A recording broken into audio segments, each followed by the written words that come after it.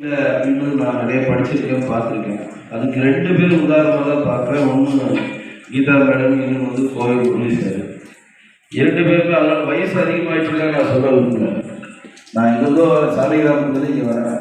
எதுக்கு இங்கே வரேன்னா, ஆக்சுவலாக ஒரு 4 ஃபங்க்ஷனை முடிச்சுட்டு தான் இங்கே வரேன்.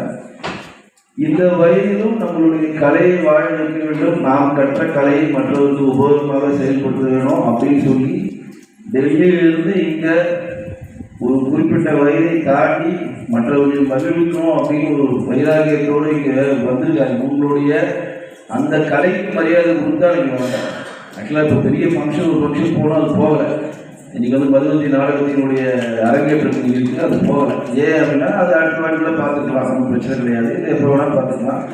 ஆனால் வயதை கடந்தாலும், ஏன்னா வயதை திருப்பி சொல்கிறேன்னு நினைக்காதீங்க. இன்றைக்கெலாம் வயது ஒரு குறிப்பிட்ட வயதாகிட்டோம் என்ன சொல்கிறாங்க, நாங்கள் ரிட்டையர் ஆகிட்டோம், எங்களுக்கு என்ன பாருங்க, நாங்கள் ரிட்டையர் ஆகிட்டோம், நீங்கள் பார்த்துக்கிட்டு அப்படி தான் நீங்கள் இருப்போம். பெரும்பாலான மக்களுடைய மனநிலை இருக்குது.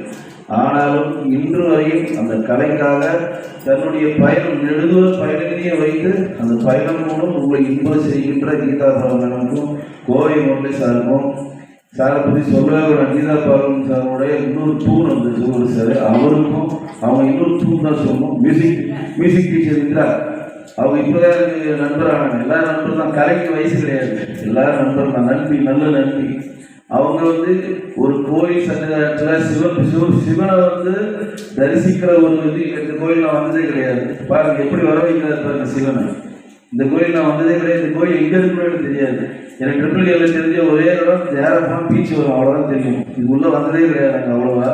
ஆனால் நீ என்னை தரிசிச்சுட்டு தான் போகணும், நீ என்னை பார்த்துட்டு தான் போகணும், அந்த ஈஸ்வரன் ஒரு கட்டளையின் பேர் தான் இங்கே வந்திருக்கேன் தான் என் உண்மனசு போயிடுது.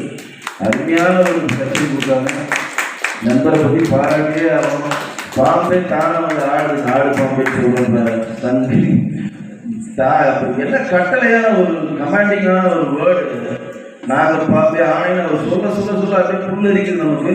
அவங்களாம் இங்கே வந்திருக்காருன்னா கலை, அந்த ஒரு கலைக்கு தான், கலைக்கு வயதிலிருந்து நிரூபித்துக் கொண்டிருக்கின்ற பக்கவாதிகள் சபையில பிரபாகர் சார், அப்படி பிரபாகர் சபையில நாராயணன் சார்.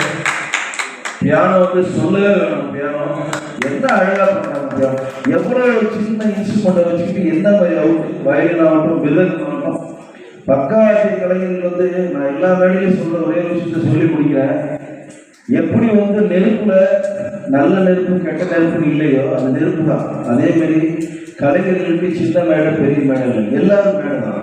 இங்க வந்திருக்கவங்க எல்லாருமே ஒவ்வொருத்தரும் ஒரு 1000 பேருக்கு சமம். நீங்க 100 பேர் இருந்தீங்கன்னா 1,00,000 பேருக்கு சமம். அப்படிதான் மனதார வாழ்ற வாழ்த்துக்கள் மட்டும்தான் நம்ம வாழ்க்கையில உயர்த்தும்.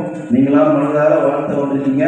இவங்களுடைய கலைப்பயணம், கோவை முரளி சார் கலைப்பயணம், மற்ற எல்லோருடைய கலைப்பயணம் மென்மேலும் தொடரணும். அதற்கு எங்களாலான உதவியும் எங்களாலான பணியை செய்வேன்னு சொல்லி இந்த நல்ல ஒரு வாய்ப்பை கொடுத்து எப்பெருமான் ஈஸ்வரனை தரிசிக்கிற வாய்ப்பை கொடுத்து உங்க எல்லோருக்கும் மனமார்ந்த நன்றியை தெரிவித்துக் கொள்கிறேன். நன்றி.